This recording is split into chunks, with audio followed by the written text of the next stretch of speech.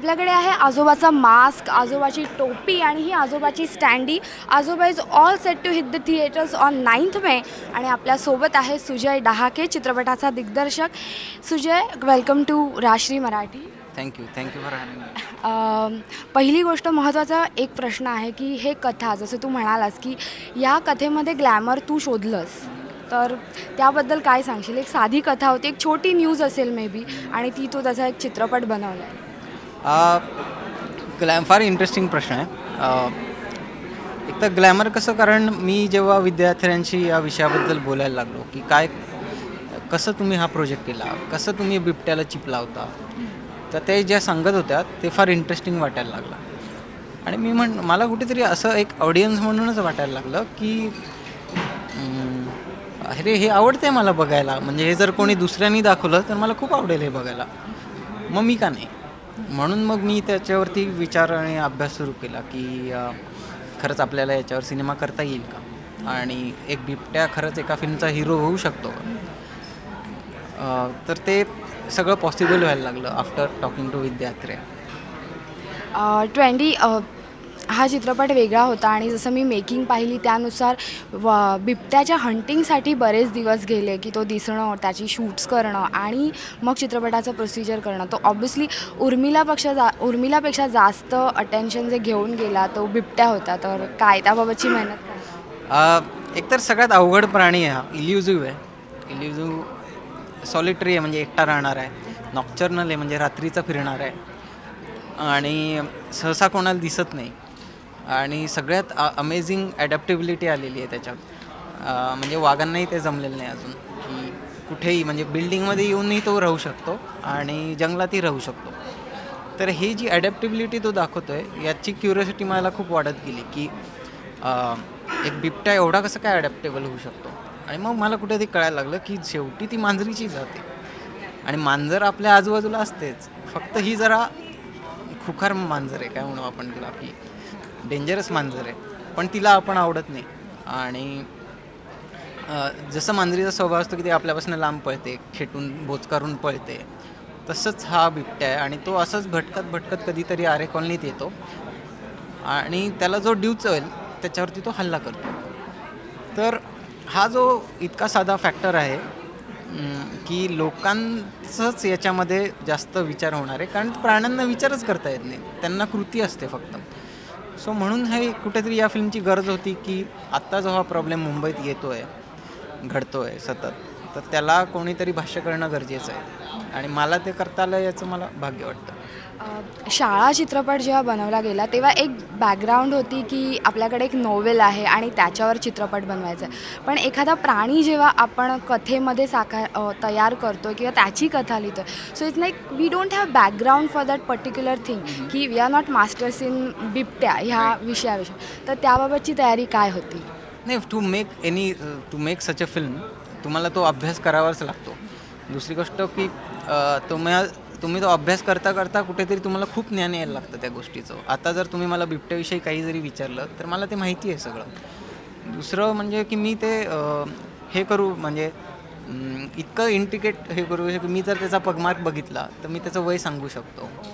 तर हा जो अभ्यास आहे हा मला फार इंटरेस्टिंग वाटतो. आणि जशी ती तुझी रिॲक्शन आहे, आय एम होपिंग की ऑडियन्स तीच रिॲक्शन देईल की वाव, असं करता येतं का.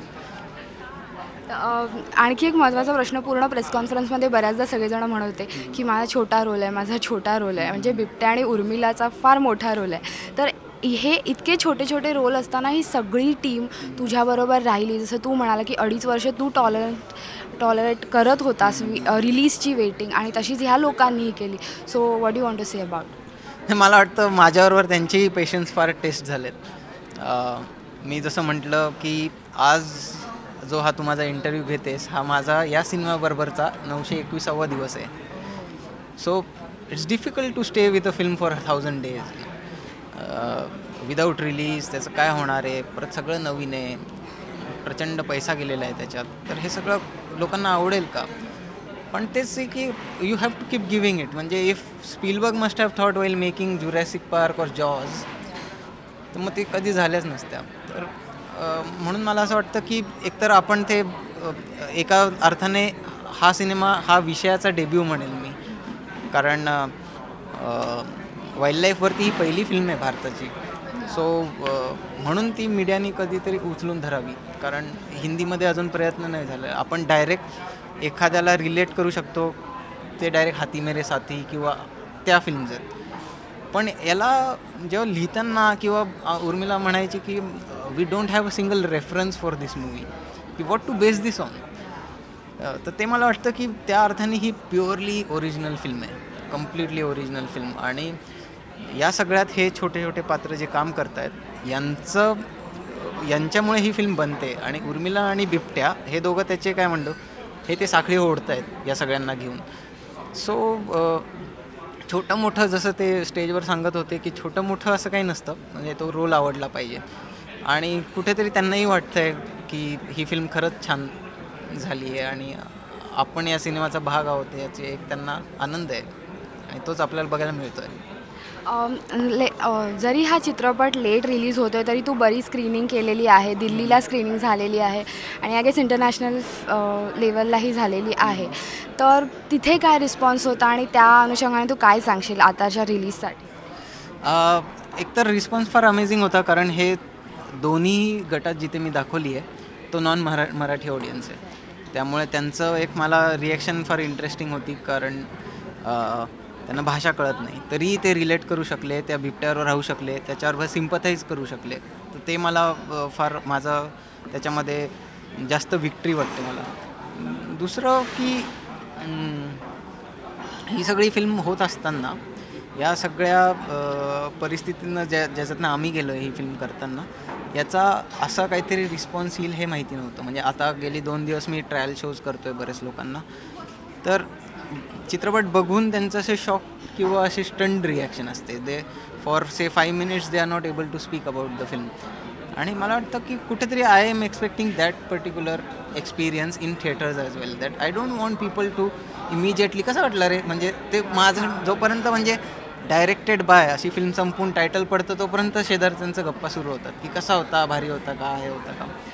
तर याच्यात ते होणार नाही आहे. याच्यात ते एकटे जरा शांतपणे त्याच्यात विचार करून मग काहीतरी कमेंट करायचा प्रयत्न करते. नक्कीच.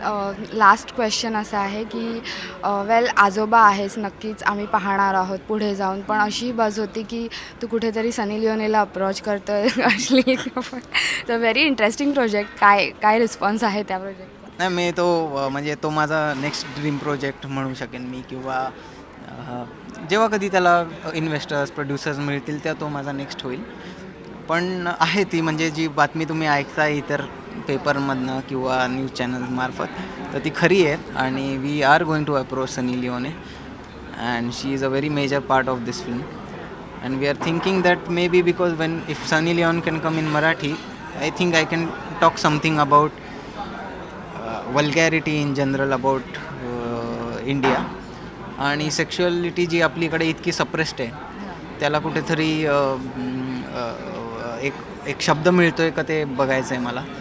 आणि ही सगळी क्युरियोसिटी काय आहे हे सगळं तेही बघायचं आहे, कारण सनी लिओन ही कथा भेटली आहे सनी लिओनच्या भोवती आणि ती पुण्यात दहीहंडीला येते त्याच्याविषयी. तर त्यावेळेसचा एक इंटरेस्टिंग अनुभव असा आहे की ती जेव्हा आली तेव्हा 3000 लोक तिला बघायला आलेले आणि शेजारच्या गल्लीत कोणती दुसरी एक मेजर मोठी ॲक्ट्रेस होती, तिथे 300ही नव्हते.